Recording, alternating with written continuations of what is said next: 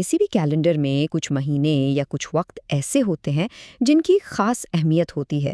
اسلامی کیلنڈر میں بھی ایسا ہی ہے، اور 7واں مہینہ یعنی رجب انہی خاص مہینوں میں سے ایک ہے۔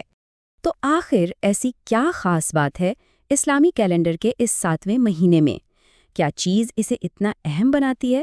چلیں آج اسی کو سمجھنے کی کوشش کرتے ہیں۔ بات دراصل یہ ہے کہ اسلام میں کل 4 مہینے ایسے ہیں جنہیں مقدس یا حرام مانا جاتا ہے، اور رجب انہی 4 میں سے ایک ہے، اور یہ کوئی نئی بات نہیں، یہ مرتبہ اسے ہمیشہ سے حاصل رہا ہے۔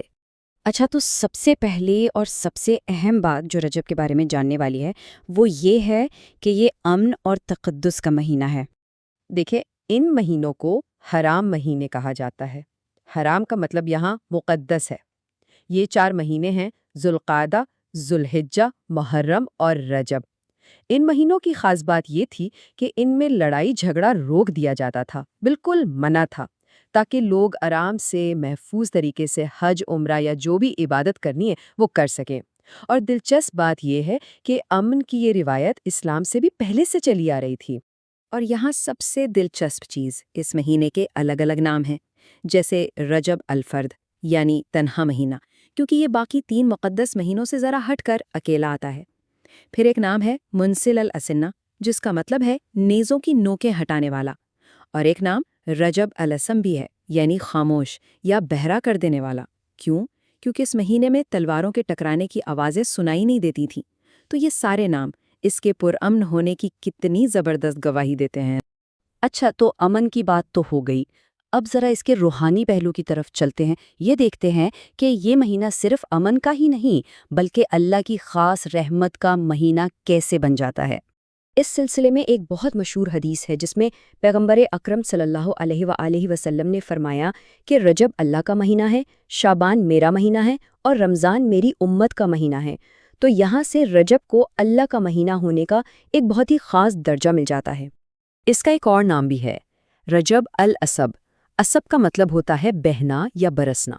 تو یہ نام اس بات کی طرف اشارہ ہے کہ اس مہینے میں اللہ کی رحمت اور برکتیں سمجھے کہ بارش کی طرح برستی ہیں۔ کتنا خوبصورت تصور ہے یہ۔ اس مہینے میں کی گئی عبادت کی فضیلت کو سمجھنے کے لیے ایک واقعہ سنتے ہیں۔ روایت میں آتا ہے کہ ایک بار پیغمبر اکرم ایک قبرستان کے پاس سے گزر رہے تھے، اور جب وہ وہاں سے گزرے تو انہوں نے قبروں کے اندر سے لوگوں کی چیخیں سنیں۔ یہ سن کر آپ صلی اللہ علیہ وآلہ وسلم نے فرمایا کہ کاش ان میں سے کسی ایک نے بھی رجب میں صرف ایک دن کا روزہ رکھا ہوتا تو وہ اس عذاب سے بچ جاتا۔ یہ واقعہ ہمیں بتاتا ہے کہ اس مہینے میں بخشش کا دروازہ کتنا وسیع ہے، اور چھوٹے سے چھوٹے عمل کا بھی کتنا بڑا اجر مل سکتا ہے۔ چلیں اب بات کرتے ہیں ان بڑے تاریخی اور روحانی واقعات کی جو اسی مہینے میں پیش آئے۔ دیکھیں، یہ مہینہ تاریخی طور پر بہت اہم ہے۔ یکم رجب کو امام باقر علیہ السلام کی ولادت ہے۔ 13 تاریخ کو خانہ کعبہ کے اندر امام علی علیہ السلام کی ولادت کا دن ہے۔ 25 تاریخ کو امام کاظم علیہ السلام کی شہادت کا دن ہے، اور 27 تاریخ تو بہت ہی خاص ہے۔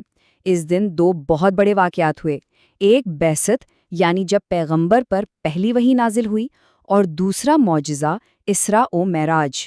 تو یہ جو رات کا سفر اور آسمانوں کی سیر کا معجزہ ہے جسے الاسراء والمعراج کہتے ہیں، یہ واقعی اسلامی تاریخ کے سب سے بڑے واقعات میں سے ہے، اور یہ رجب کی 27ویں رات کو ہی ہوا تھا۔ اور اس حیرت انگیز سفر سے 3 بہت خاص تحفے بھی لائے گئے۔ ایک تو 5 وقت کی نماز جو ہماری عبادت کا سب سے اہم ستون ہے، دوسرا سورہ بقرہ کی آخری 2 آیات، اور تیسرا ان تمام مومنین کے لیے جنت کا وعدہ جو اللہ کے ساتھ کسی کو شریک نہیں ٹھہراتے۔ اچھا، تو اتنی ساری روحانی اور تاریخی اہمیت کی بات ہو گئی، لیکن سوال یہ ہے کہ آج کے دور میں یہ سب ہمارے لیے کیا معنی رکھتا ہے؟ تو اس کا جواب ایک لفظ میں ہے: تیاری۔ امام ابو بکر الوراق البلخی نے رمضان تک کے اس 3 مہینے کے سفر کو ایک بہت ہی خوبصورت مثال سے سمجھایا ہے۔ وہ فرماتے ہیں کہ رجب کا مہینہ ہوا کی طرح ہے، شعبان بادلوں کی طرح، اور رمضان بارش کی طرح ہے۔ اور یہ مثال یہاں کتنی اچھی طرح سے واضح کی گئی ہے۔ رجب کا مہینہ ہے نیک اعمال کے بیج بونے کا، گویا زمین تیار کی جا رہی ہے۔ پھر شعبان میں ان بیجوں کو عبادت سے پانی دیا جاتا ہے، اور پھر جب رمضان آتا ہے تو وہ ان تمام کوششوں کا پھل یعنی روحانی انعامات کی فصل کاٹنے کا وقت ہوتا ہے۔ تو اس لحاظ سے رجب رمضان کی تیاری کا پہلا اور سب سے اہم قدم ہے۔ تو اب سب سے اہم سوال یہ ہے کہ امن، رحمت اور تیاری، ان سب باتوں پر عملی طور پر کیسے کام کیا جائے، یعنی اس مہینے میں کیا کرنا چاہیے؟ تو اس مہینے کی روح کو پانے کے لیے کچھ اعمال تجویز کیے جاتے ہیں، جیسے روزہ رکھنا، اگر پورے مہینے نہیں تو کم از کم ایک دن ہی صحیح، کثرت سے استغفار کرنا یعنی اللہ سے بخشش مانگنا، صدقہ دینا، اپنی نمازوں اور دعاؤں میں اضافہ کرنا، اور اگر ممکن ہو تو عمرہ کرنا۔ یہ سب وہ طریقے ہیں جن سے رجب کے مہینے کی برکتوں سے صحیح معنوں میں جڑا جا سکتا ہے۔ تو آخر میں یہ سوال ہمارے سوچنے کے لیے ہے کہ اگر کوئی ایک مہینہ امن، بخشش اور تیاری کا بہترین موقع فراہم کرتا ہے تو اس موقع سے بھرپور فائدہ کیسے اٹھایا جا سکتا ہے؟